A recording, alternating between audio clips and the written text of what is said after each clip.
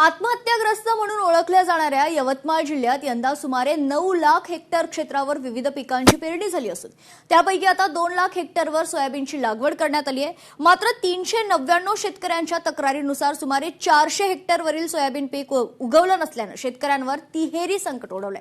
तर तिकडे मृग नक्षत्रात तब्बल 22 ते 23 पावसानं दिवस जे आहे ती दडी मारल्यानंतर झालेल्या पावसाच्या भरोशावर शेतकऱ्यांनी कर्ज काढून सोयाबीनची पेरणी केली आहे। मात्र पेरणीनंतर 7 ते 8 दिवस उलटूनही अनेक शेतांमध्ये सोयाबीन उगवले नसल्यानं शेतकरी हवालदिल झालाय। पाहूयात।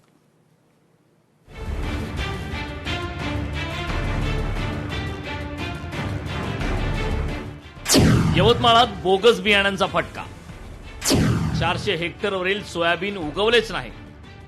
बोगस बियाणे विकणाऱ्यांवर कारवाई करण्याची मागणी।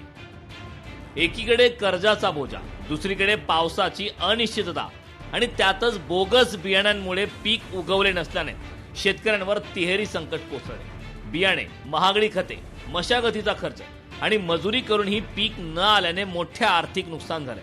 अनेक शेतकऱ्यांनी कृषी विभागाकडे तक्रारी दाखल केल्या असून प्रशासनाने चौकशीसाठी समिती नियुक्त केल्या। मात्र केवळ चौकशी आणि नुकसान भरपाई पुरेशी नसून दोषींवर कठोर कारवाई करण्याची मागणी शेतकरी करतायत। दरम्यान अनेक शेतकऱ्यांसमोर आता दुबार किंवा तिबार पेरणीचे संकट उभे राहिले।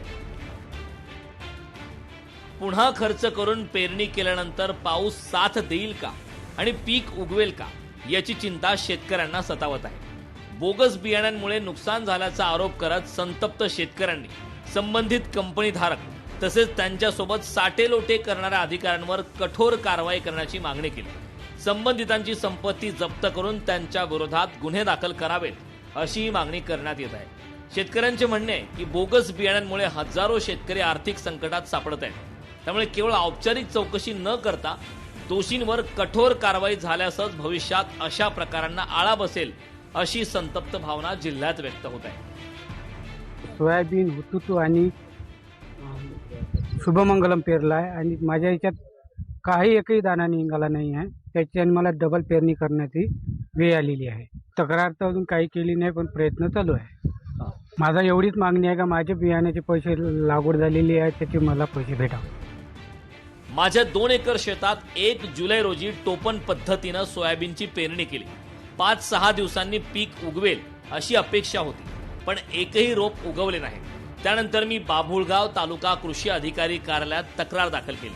आमच्या शेताच्या परिसरातील 7-8 शेतकऱ्यांची हीच अवस्था आहे। आम्हाला दिलेले सोयाबीन बियाणे निकृष्ट दर्जाचे असल्यामुळे आमच्यावर दुबार तिबार पेरणीचे संकट आले। यामुळे आमचे मोठे आर्थिक नुकसान झाले असून हे वर्षच वाया जाण्याची वेळ आली। त्यामुळे संबंधित बियाणे कंपनीच्या धारकांवर कठोर कारवाई करून शेतकऱ्यांना नुकसान भरपाई द्यावी अशी माझी शासनाकडे मागणी आहे।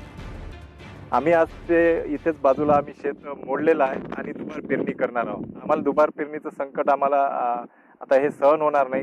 याच्या आधी हे वर्ष पूर्ण आमचं वाया जाणार आहे। त्यामुळे आम्ही अधिकाऱ्यांना यांच्यावर कारवाई करण्याची शिफारस करणार आहोत व आमचे जे नुकसान झालेलं आहे ते भरपाई मागणार।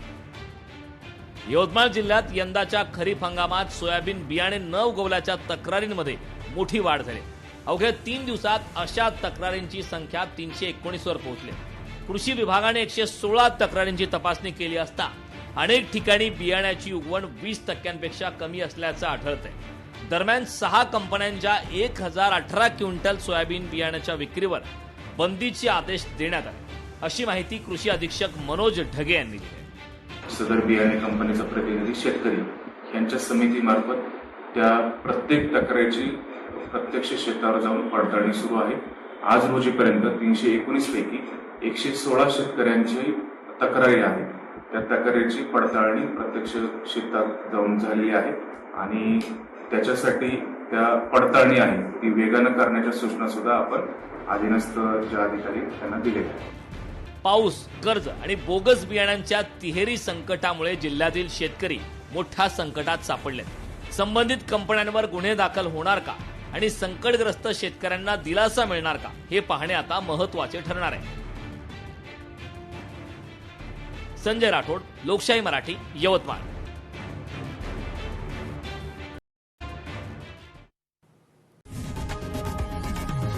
लोकशाही मराठी ऐका, पहा, जागरूक रहा।